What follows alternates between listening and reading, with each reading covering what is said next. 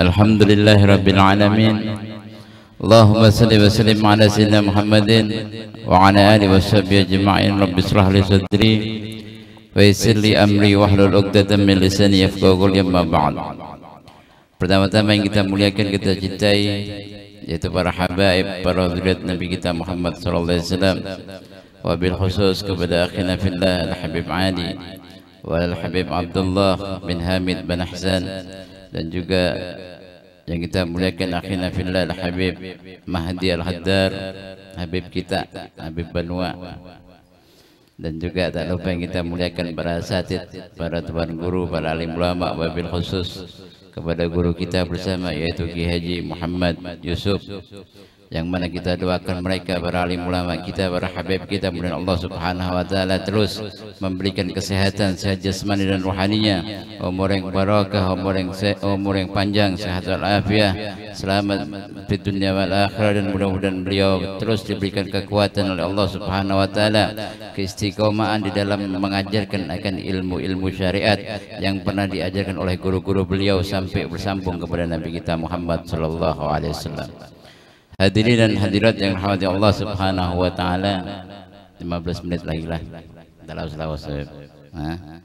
Ben mengantuk ben, atau 10 menit aja ya. Ntar kita tahlil dulu kalau nggih, kita tahlil dulu nggih, 10 menit aja. Jangan mengantuk mata buahnya ada. Alhamdulillah, segala puji bagi Allah subhanahu wa ta'ala, yang mana Allah subhanahu wa ta'ala masih memberikan keistiqomahan kita di dalam menuntut ilmu agama, di dalam kita duduk mengambil akan mutiara-mutiara, kalam-kalam daripada mereka orang-orang soleh. Karena di sini ini bentuk salah satu jalan kita yang mana insya Allah akan mendapatkan kebahagiaan di dunia dan akhirat. Karena dengan kumpulnya kita dengan mereka para alim ulama ini bisa memberikan cahaya di dalam hati kita, yang mana insya Allah juga bisa menambahkan ketaatan kita kepada Allah subhanahu wa ta'ala. Makanya di sini kata para alim ulama ada 3 sebab kalau kita kepingin menjadi orang yang sukses dunia akhirat, orang yang bahagia di dunia dan akhirat. Yaitu yang pertama, bahwasanya dikatakan al-ilmu wal quruba min ahli al-ilm, yaitu yang pertama, orang yang kepingin sukses, kepingin bahagia harus berisi ilmu, dan jangan jauh, harus berparak dengan orang yang berisi ilmu. Nah ini amur kita kepingin menjadi orang yang senang di dunia wal akhirah, ini semuanya pakai dengan ilmu. Jangankan ilmu akhirat, ilmu dunia aja ini harus kita tuntut, harus kita ambil supaya kita ini kawak menjadi orang yang sukses. Pen ilmu dunia kalau kada paham ilmu berdagang, pen buka toko gulung tikar gitu bang, bujur kada harus tahu. Pen kepen ulun kepen begawi kayu, tapi pen kada bisa ilmunya kayu, kada paham ilmu kayu, dibungoli sama orang gitu bang, habis gulung tikar. Ini ilmu dunia aja kita disuruh mencari. Bagaimana dengan ilmu akhirat? Bagaimana dengan ilmu akhirat? Ini jelas sudah pasti lebih penting untuk kita kejar, lebih penting untuk kita pelajari, untuk kita ambil. Mudah-mudahan apa yang kita ambil ilmu daripada guru-guru kita ini menjadi ilmu yang bermanfaat, ilmu yang kawak kita amalkan. Karena orang yang memiliki ilmu nih Pak, Bu, itu akan mendatangkan manfaat bagi orang yang berisi ilmu. Akan mendatangkan 4 manfaat. Doleh banyak sekali manfaat. Cuma Habib ambilnya ada 4 manfaat. Yang pertama, ilmu ini bisa mencegah kita daripada perbuatan maksiat kepada Allah subhanahu wa ta'ala. Dengan ilmu itu bisa menjadi rambu-rambu untuk kita, bisa menjadi rem untuk kita untuk meninggalkan maksiat kepada Allah subhanahu wa ta'ala. Ini manfaat yang pertama. Karena kata Al-Habib Abdullah, Al-Habib Abdullah bin Umar bin Yahya mengatakan, pintu kemaksiatan ada 3. Ingat ini, orang yang ketujuh berbuat maksiat itu pasti melalui 3 pintu ini. Entah pintu mana aja, 3 ini. Yang pertama kata Habib Abdullah bin Umar bin Yahya adalah al-jahl, kebodohan. Yang pertama ini kebodohan. Orang kalau ketujuh senang merawat kebodohan. Ini pasti dia ini akan masuk ke dalam lubang maksiat kepada Allah Subhanahu wa taala. Mau enggak mau. Makanya kebodohan ini harus kita hapus. Kebodohan ini harus kita ganti dengan nur, yang namanya dengan cahaya nur ilmu. Supaya apa? Supaya amal ibadah kita ini menjadi amal ibadah yang sempurna, bukan amal ibadah yang makin kita maksiat kepada Allah Subhanahu wa taala karena ketidaktahuan tersebut.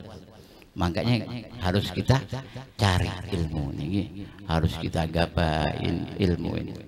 Yang kedua yaitu adalah pintu kemaksiatannya adalah salah mencari teman, salah berkawan. Ya ini yang bahaya. Yang di sini harus kita pikirkan, apalagi anak-anak santri ini. Amun berkawan tuh yang sejalan, amun berkawan tuh yang bujur-bujur, amun pian berkawan, ketujuh melihat binian, akhirnya tuh 4, bujur kada, chat-chatan, WhatsApp, nah ini. Kalau orang salah berkawan seperti itu, naudzubillah. Banyak anak-anak pondok, contoh kayak di luar sana, banyak yang mereka dulu di pondok orang yang giat taat ibadah kepada Allah. Tapi setelah bulik ke rumah, naudzubillah, kada dijaga sampai dia ini salah pilih kawan, naudzubillah, sampai dia ini terjerumus ke dalam kemaksiatan kepada Allah Subhanahu wa taala. Banyak seperti itu kejadian. Kawan kena dibawa, ayo 4 nah bewarung, dudukan kita. Nah bewarung, awalnya bewarung ngopi kita nih. Nanti kedua kali ayo 4 lagi nah menjablay kita. Nah menjablay imba menjablay, nah coba nah apa ikam sakit kepala kah, nah jinet, nah coba nah biar ampih. Nah ini karena kawan semua.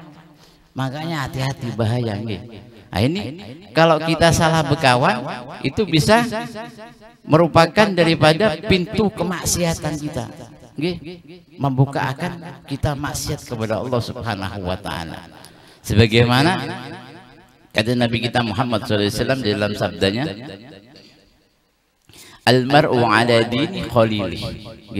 Kata Rasulullah SAW bahwasanya agama seseorang itu tergantung daripada agama temannya.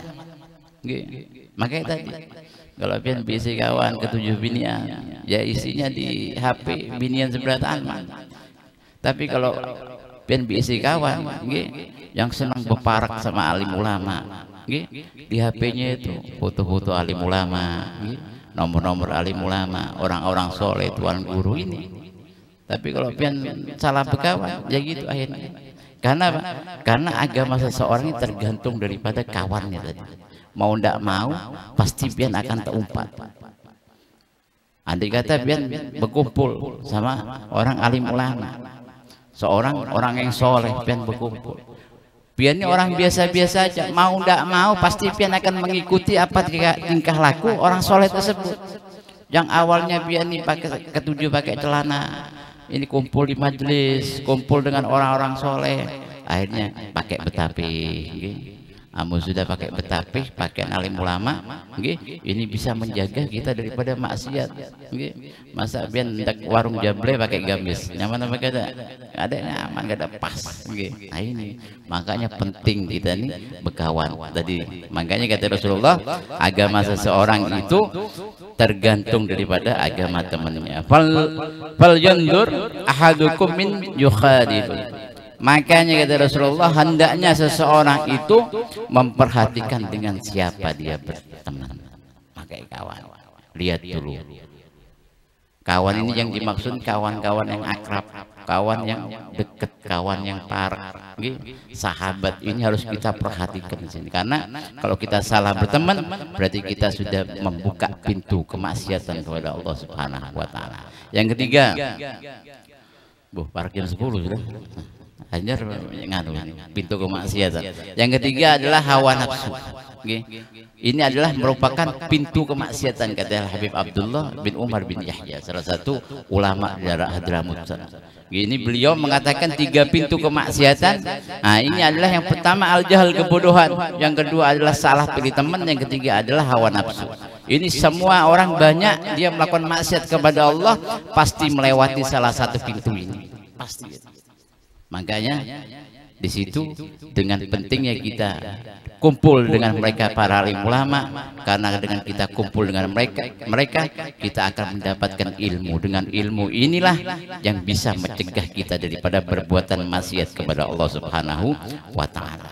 Manfaat yang kedua, Habib baca langsung biasanya. Ilmu, manfaat daripada ilmu yang kita dapat yaitu akan memberikan at-tariqul ma'rifah billah, akan memberikan jalan kita untuk lebih banyak mengenal kepada Allah Subhanahu wa taala. Ilmu ini kalau kita dengan mengenal, kepingin mengenal kepada Allah, kalau tanpa pakai ilmu gimana kita mau mengenal?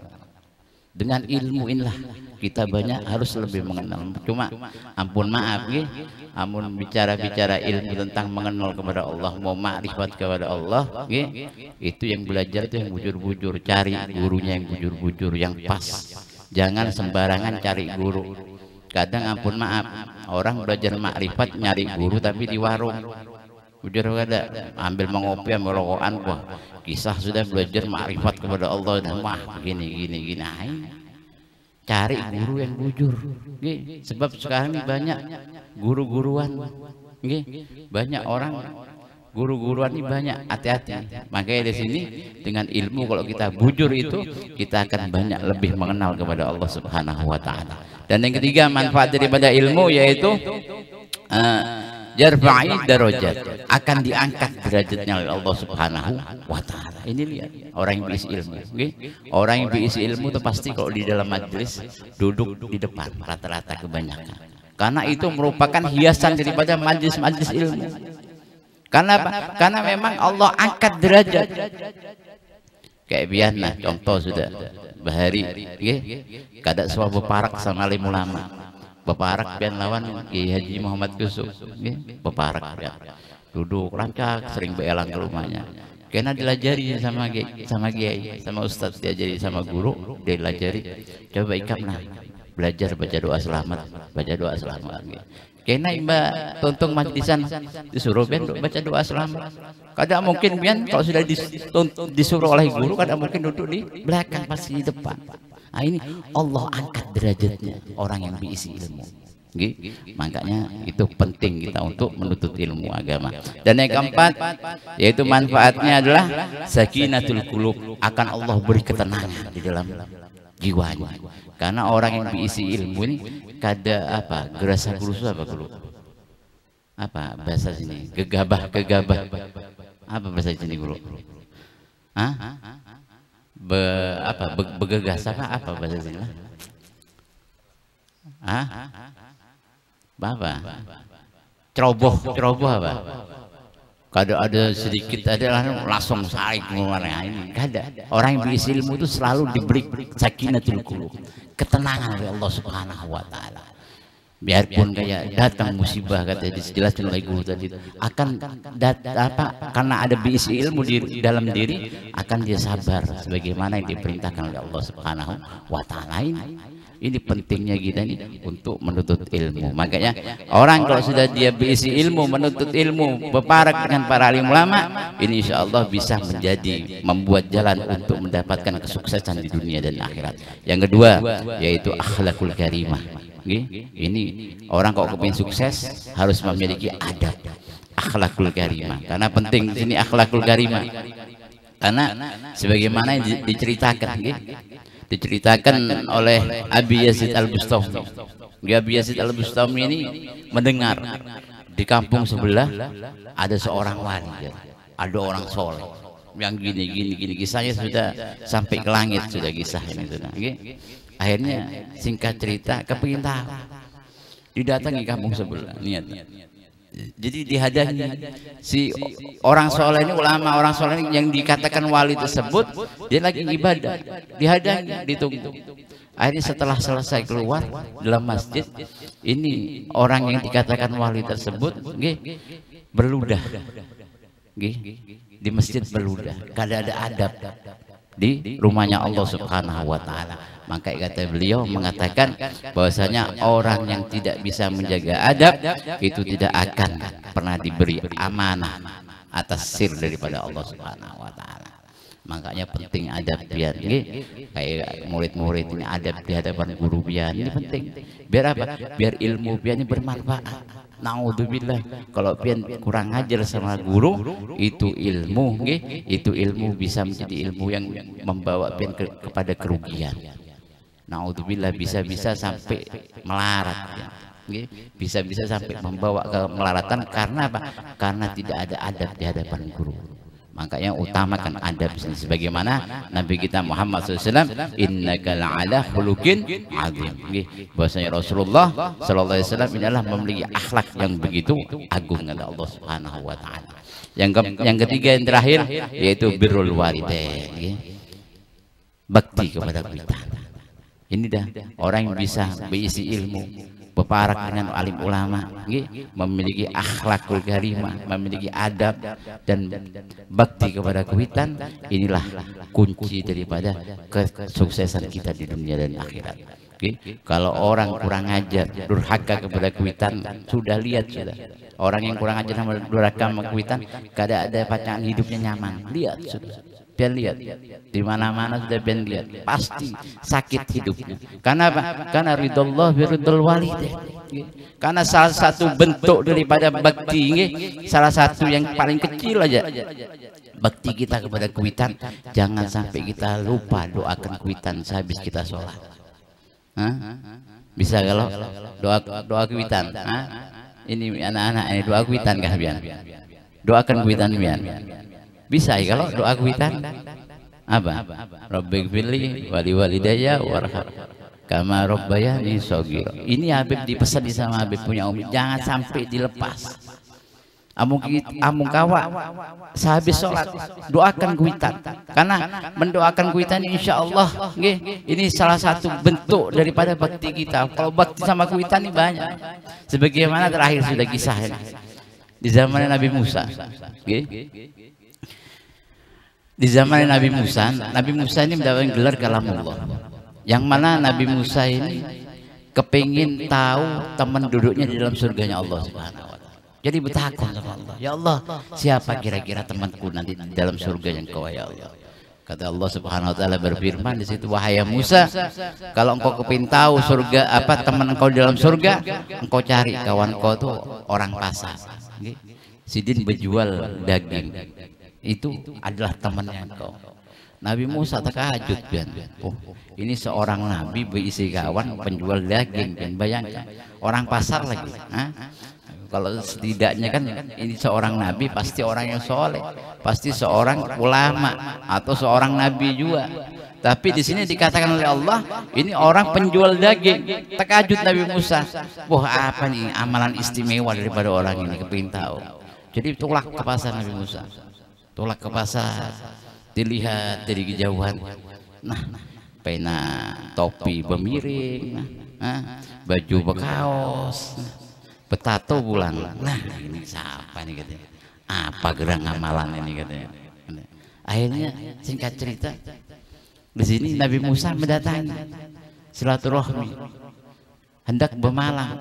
Karena apa? Karena kepingin tahu amalan apa yang dilakukan oleh pemuda ini. Sampai 2 hari 3 hari Nabi Musa tidak melihat amalan yang istimewa. Dia ibadah seperti biasa, orang-orang biasa, seperti amalan orang-orang seperti biasanya. Tidak ada amalan istimewa. Cuma di situ Nabi Musa melihat ini pemuda setiap berjualan, berdagang itu menyisihkan sedikit daging di bawah kulit. Jadi jualan tuh kada dihabiskan, disisahkan sedikit, dibawa ke rumah, dimasakkan. Ini rumah apa? Balatnya dimasakkan. Akhirnya imba tuntung dibawa ke rumah. Dia ini masuk ke suatu tempat, ke kamar, mengeluarkan seorang perempuan yang begitu tua, dalam keadaan lumpuh. Akhirnya terus itu yang membuat heran Nabi Musa. Akhirnya takut, siapa geran perempuan itu? Engkau begitu merawatnya, luar biasanya, engkau siapa geran? Itu adalah ibuku, yang mana sudah puluhan tahun ibuku dalam keadaan lumpuh. Tidak ada yang merawat illa kecuali aku. Karena apa, Pak? Kalau seorang ibu, ya, seorang ibu itu merawat anak 5, merawat anak 10, merawat anak 20, itu kawak sanggup. Tapi kalau anak 20 merawat kuitan 1, sanggup apa kada? Ya betakon. Ada sanggup. Irian, behiri, bujur apa kada? Ikam ini. Ini bedanya, karena orang tua ini memang ikhlas dia merawat kepada anak. Biarpun anak itu jumlahnya 20, sanggup namanya kuitan.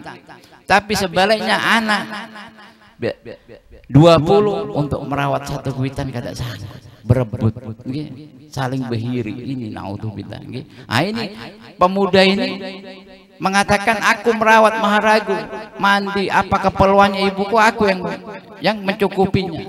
Akhirnya kata ibu ini mendengar, wahai Fulan, masuklah ke kamar ini, kata. Ketahuilah apa yang diceritakan oleh anakku itu Fulan bin Fulan, bujur semuanya. Apa yang diceritakan itu adalah sesuatu yang betul. Dia adalah anak yang bakti kepada aku, yang mana setiap hari, setiap malam aku meminta kepada Allah. Aku berdoa kepada Allah, Allahumma ja'al ibni jalisi Musa fil jannah. Ya Allah, jadikanlah anakku ini teman duduknya Nabi Musa di dalam surganya. Allahumma shalli ala Muhammad. Ini bentuk bakti anak kepada kuitan, karena doanya orang tua kepada kuitan ini insya Allah pasti diijabah oleh Allah Subhanahu wa Ta'ala. Makanya di situ Nabi Musa memiliki teman duduk, yaitu seorang penjual daging nanti dalam surganya Allah Subhanahu wa Ta'ala. Nah, makanya di situ terakhir poin, kalau kita kepingin menjadi sukses di dunia dan akhirat, jaga 3 hal ini. Parki alim ulama, memiliki akhlak adab yang harus kita jaga di hadapan mereka, dan berbakti kepada kuitan kita. Insya Allah kita menjadi orang yang mendapatkan kebahagiaan di dunia wal akhirah. Mungkin sedikit ini yang bisa Habib sampaikan, kurang lebihnya mohon maaf. Wabillahi taufiq wal hidayah. Sebelum Habib tutup, itu Habib ada sedikit bawa oleh-oleh. Nah, di situ Habib ada membawa minyak wangi. Apabila pian ada yang hendak, itu minyak wangi hadiahnya 10.000. Insya Allah wanginya harum aja di situ. Yang mana minyak wangi ini kata Imam Syafi'i itu fadilahnya sangat besar. Apalagi anak-anak ini harus sering rangkak memakai minyak wangi. Karena apa? Karena bisa mencerdaskan kepada akal kita. Bisa mencerdaskan kepada akal kita. Makanya di situ, dan juga minyak wangi itu sudah doakan juga, yang mana insya Allah ada fadilah-fadilah yang lain, ada kelebihan yang lain, dan insya Allah akan datang keberkahan karena kita sudah menghidupkan akan sunnah-sunnah daripada Nabi kita Muhammad SAW. Nah, itu apabila ada yang mau, itu insya Allah panitia yang akan membagi, itu hadiahnya 10.000. Kurang lebihnya mohon maaf. Wabillahi taufiq wal hidayah. Wassalamualaikum warahmatullahi wabarakatuh. Mudah-mudahan